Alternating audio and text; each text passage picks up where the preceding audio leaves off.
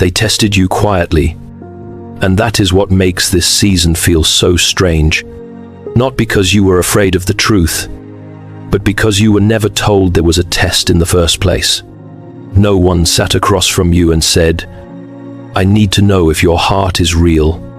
No one gave you a fair moment to explain, clarify, or speak from the depth of your spirit. They simply stepped back and watched. They studied your reactions. They waited to see what pressure would pull out of you. They wanted to know if your faith was only beautiful when life was easy, if your kindness disappeared when you felt ignored, if your discipline broke the moment you did not get the answer you wanted, and you, without even knowing it, kept choosing the narrow road. You kept your words measured. You kept your spirit from becoming poisonous. You did not let disappointment turn you into a manipulator. You did not allow silence to make you desperate, reckless, or cruel.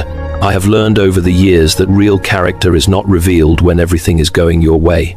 It is revealed when your pride is bruised, your heart is tired, and you still refuse to betray what God has been building inside you.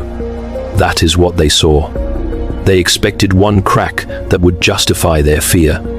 They expected one selfish move, one careless sentence, one hidden motive that would let them say, "I knew it.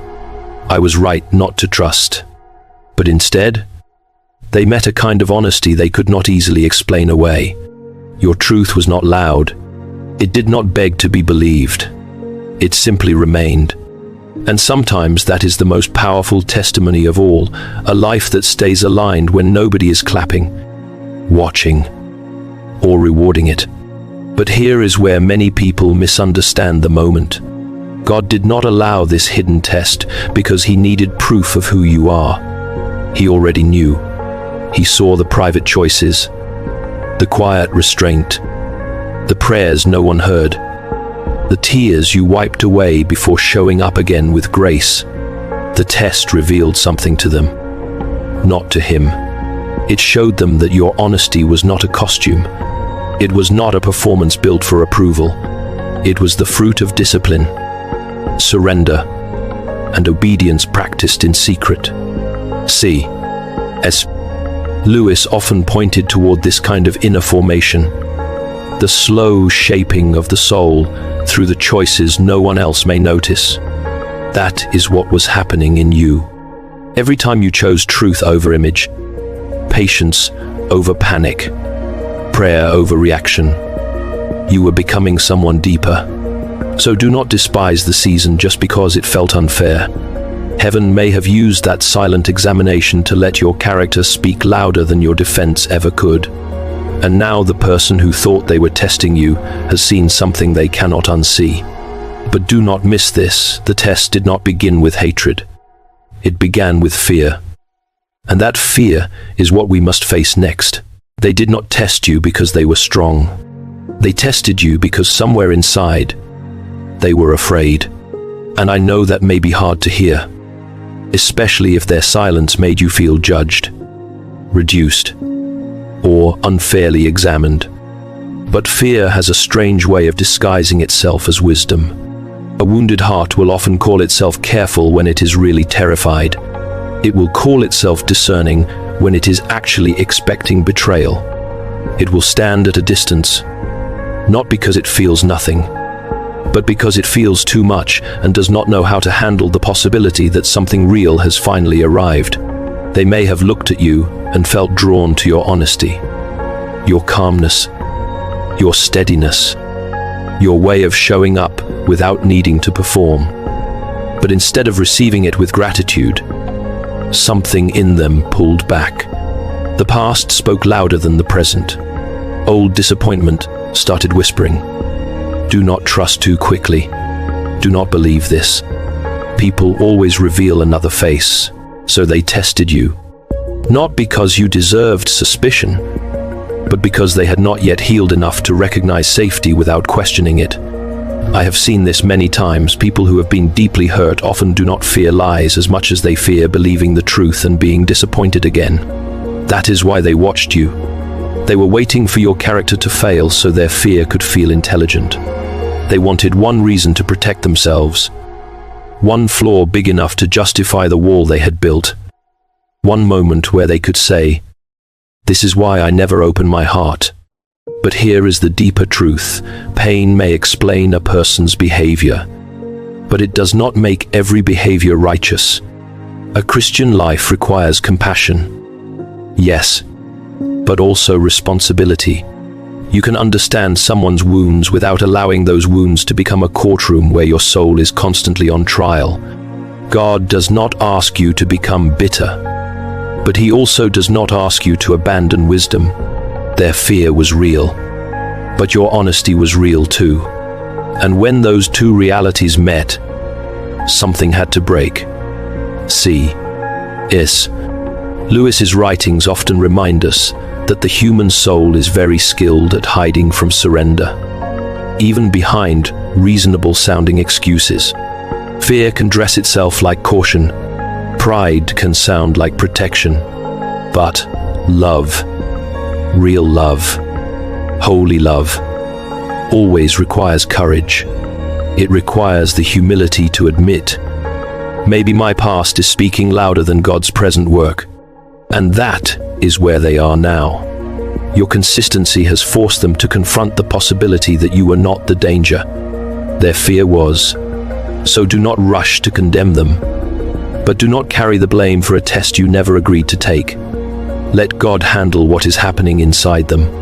Your responsibility is to keep your heart clean, your habits strong, your prayer life honest, and your spirit surrendered.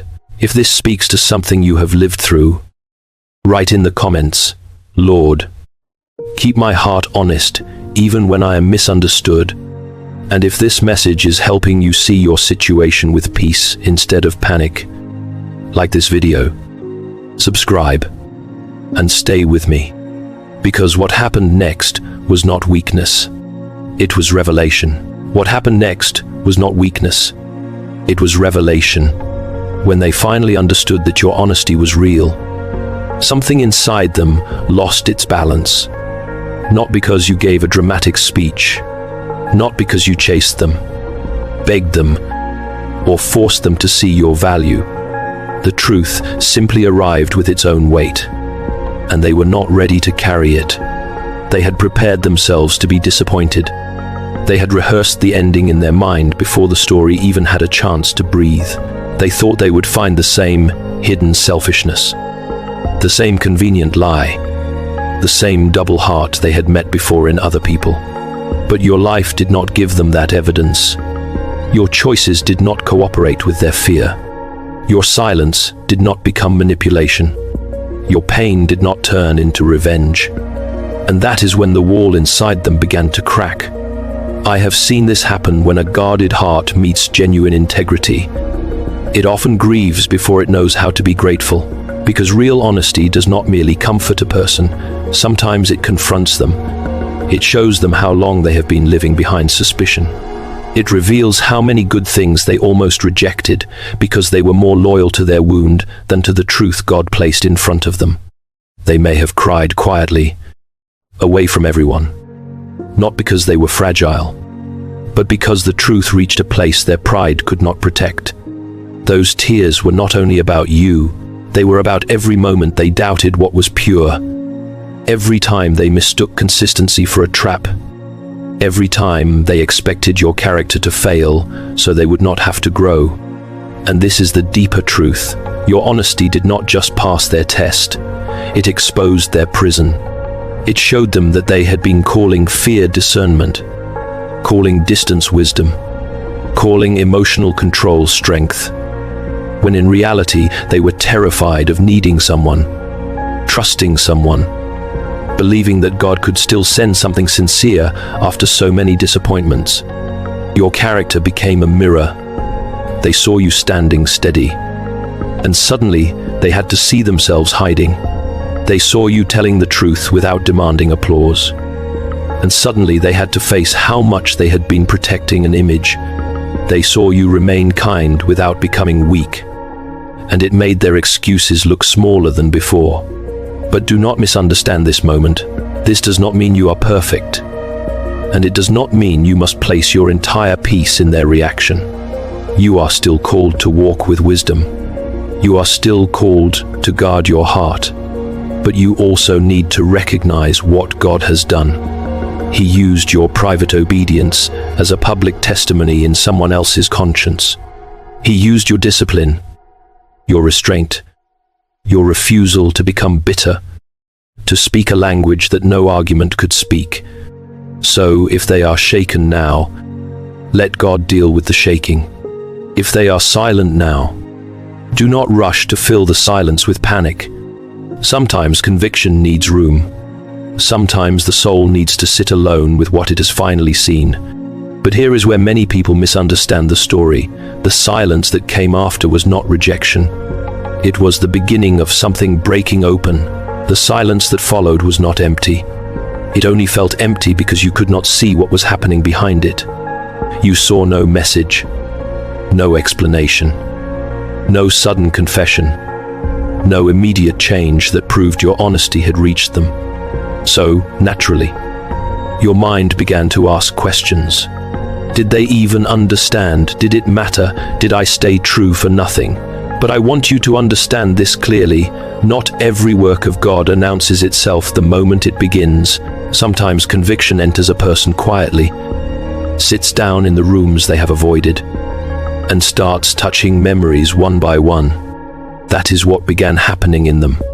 They started replaying moments they had once ignored. The way you answered when you could have exaggerated. The way you stayed calm when they expected you to become defensive. The way you honored the truth even when it did not benefit you. The way you refused to turn pain into punishment. Suddenly, ordinary memories were no longer ordinary. A simple conversation became evidence. A quiet act of patience became a witness. A moment they once overlooked began to carry weight. And this is where many people misunderstand silence. They think silence always means rejection, when sometimes silence means a person has finally run out of excuses. They are not speaking because something inside them is being rearranged.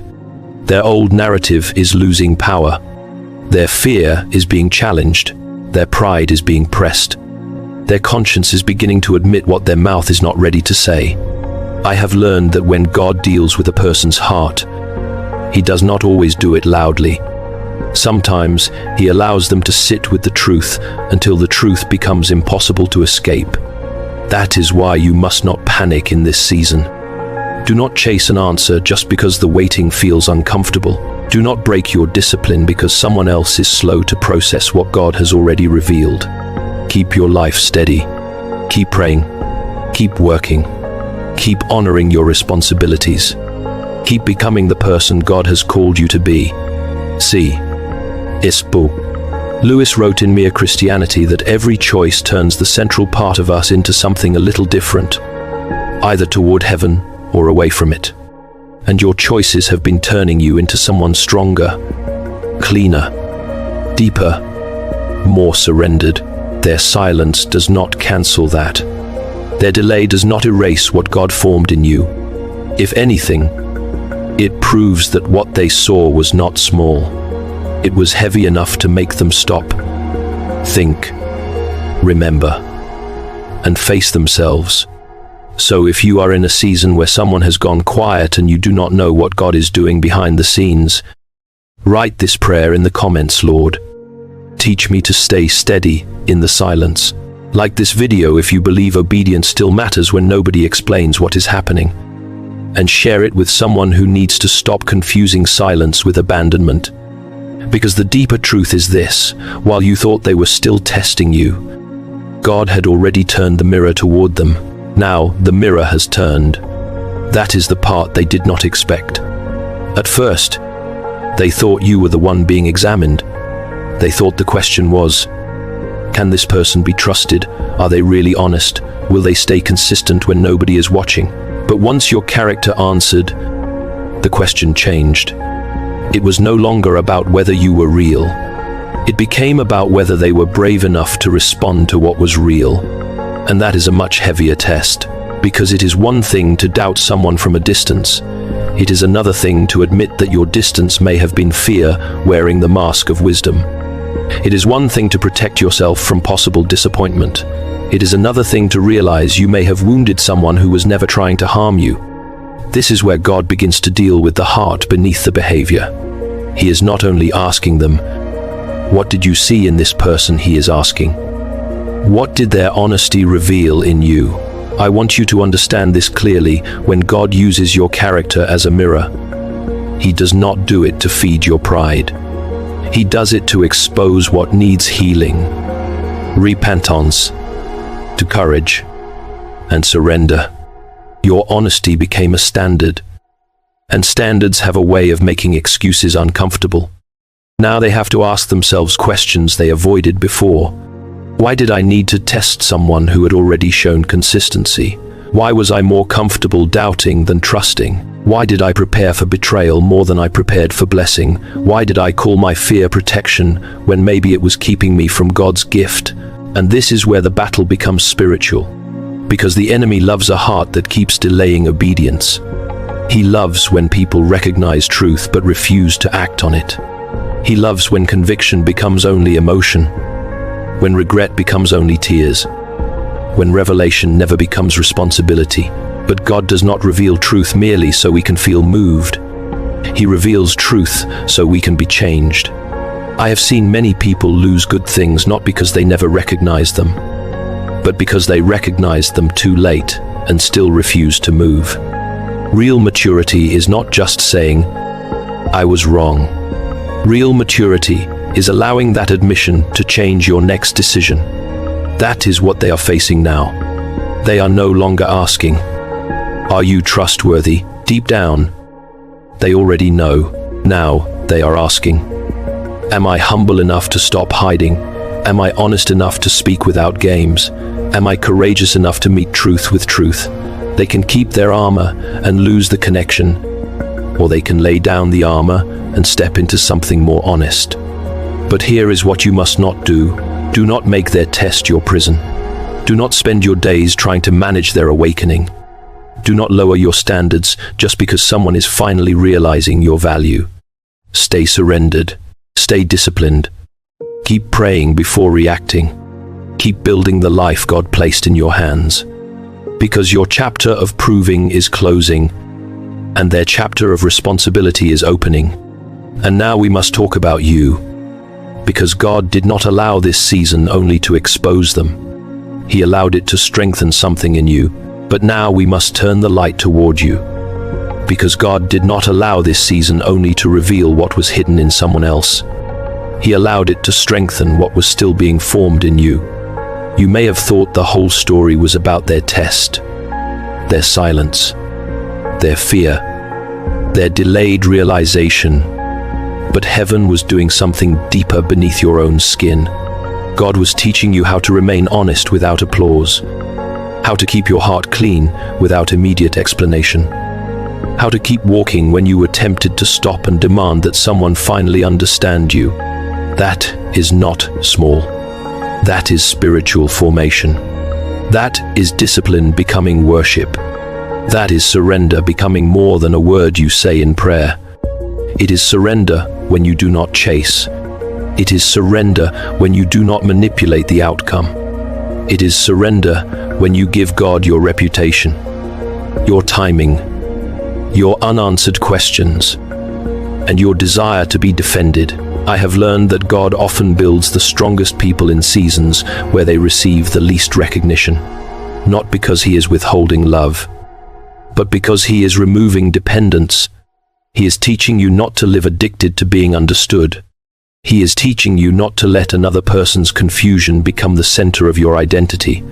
He is teaching you how to carry purpose when your emotions are loud, how to keep your habits when your heart is tired, how to pray before you react, how to work before you complain, how to stay faithful before you see results. This is where many people lose themselves.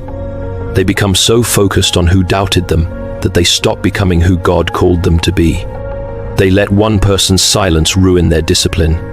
They stop building, stop praying, stop serving, stop growing, because they are waiting for someone else to validate what God already saw. But you cannot afford to live that way. Your calling is too valuable. Your soul is too precious. Your future requires a version of you that is not controlled by every delay, every misunderstanding, every emotional storm. God is not only healing your heart, He is training your responses. He is teaching your mouth when to speak and when to be still. He is teaching your hands to keep working while your mind wants to worry. He is teaching your spirit to rest in Him instead of wrestling with every unanswered detail. See, to Habers. Lewis wrote in The Problem of Pain that God whispers to us in our pleasures, speaks in our conscience, but shouts in our pains. And perhaps this pain has been a holy alarm, not to destroy you, but to wake up a deeper strength, a cleaner devotion, a more mature obedience. So do not waste this season by becoming bitter. Let it make you disciplined. Let it make you prayerful. Let it make you wise. Let it teach you that healing is not simply the absence of pain. Healing is when pain no longer has permission to govern your character. Keep your schedule. Guard your peace. Build your future. Forgive without becoming foolish. Love without becoming desperate. Stay open, but stay anchored. Let God shape you before He changes the circumstances around you. And if this season has been painful, but you can sense that God is forming something deeper in you, write this prayer in the comments: Lord, form my character before you change my circumstances. Subscribe if you want messages that strengthen both your faith and your discipline. And share this with someone who is trying to stay obedient while their heart is tired. But do not miss this when God finishes forming your character in the hidden place. He often begins opening doors in the visible place. When God begins opening doors in the visible place, you must understand this. Not every open door is just a reward. Sometimes it is a responsibility. Many people pray for the door, but they do not prepare the character that can walk through it without being destroyed by it. They want the relationship restored, the opportunity released, the apology spoken, the answer finally made clear. But they forget that a new door requires a new level of stewardship. If God allows someone to return with honesty, you cannot meet that moment with desperation. If God opens a new path, you cannot carry old insecurity into it and call it faith. If God brings clarity after confusion, you cannot use that clarity to feed your pride. You must walk through with discernment, humility, and discipline. I have learned that a blessing received without maturity can become a burden, but a blessing received with surrender becomes a calling. This is why God has been forming you before releasing certain things to you. He was teaching you patience before giving you access. He was teaching you restraint before giving you influence. He was teaching you peace before placing you in a situation where your emotions would be tested again. And do not miss this. The door that opens after obedience will not always look dramatic at first. It may begin with a conversation that feels different, a message that carries sincerity, a chance to respond without fear, a new opportunity that asks you to step forward with courage instead of doubt. But when that door opens, you must not forget what the hidden season taught you. Do not go back to begging for what God called you to steward. Do not lower your standards because someone finally noticed your value. Do not punish people with your pain. But do not abandon wisdom just because your heart is moved. Forgiveness is holy, but discernment is also holy. Grace is beautiful, but boundaries can be an act of obedience too. The spirit of C. Lewis's writings reminds us that God is not simply interested in giving us what we asked for. He is interested in making us the kind of people who can receive His gifts without turning them into idols. So if the person who tested you comes closer, listen for fruit, not just words.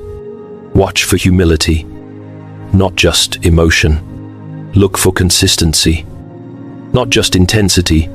And if God opens a completely different door, do not be so attached to the old story that you miss the new one. Your task is not to force a specific outcome.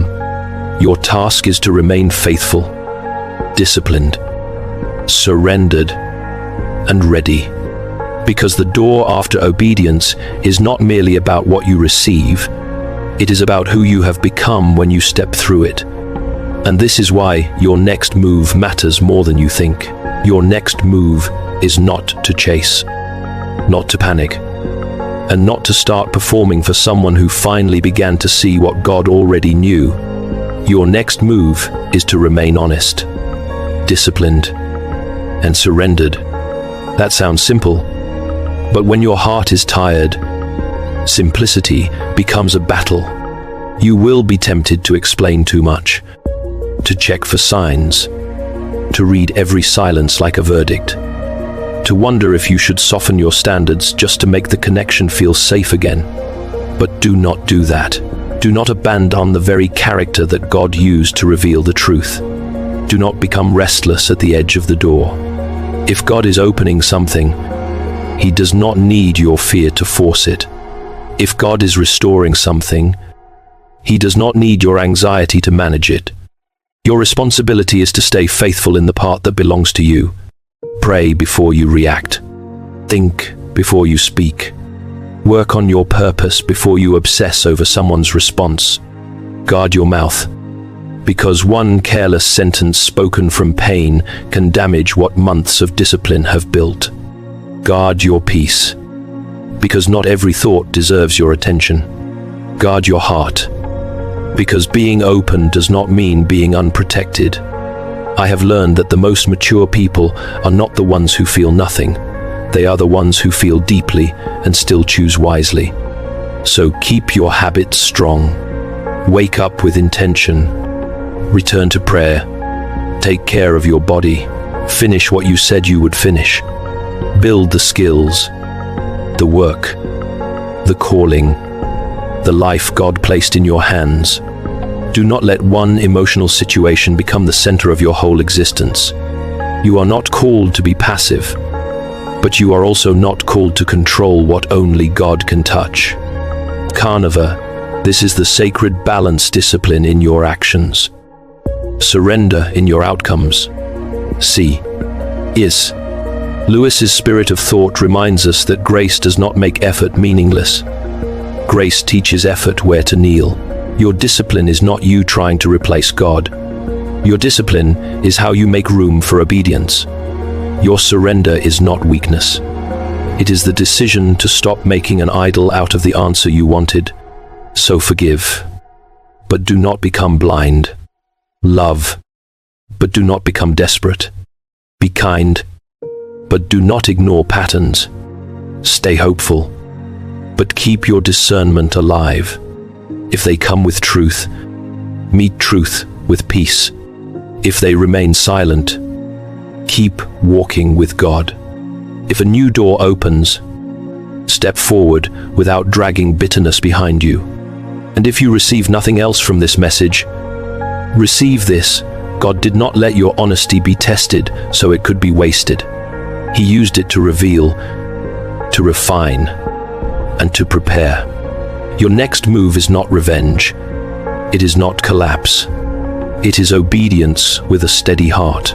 So as you come to the end of this message, I want you to stop carrying the weight of a test you never asked for. You do not need to keep replaying every moment, wondering if you should have explained more, defended more, proven more, or made yourself easier for someone else to trust. God saw you before they watched you. God knew your heart before they questioned it. He saw the choices you made in private, the restraint you practiced when your emotions were loud, the truth you honored when a lie would have protected your image, and the kindness you kept when pain gave you every reason to become cold. Your honesty was not wasted. Your silence was not empty. Your obedience was not invisible. And even if the person who tested you is still wrestling with what they discovered, you do not have to place your peace inside their process. Let God deal with their heart. Let God finish what He has started behind the scenes.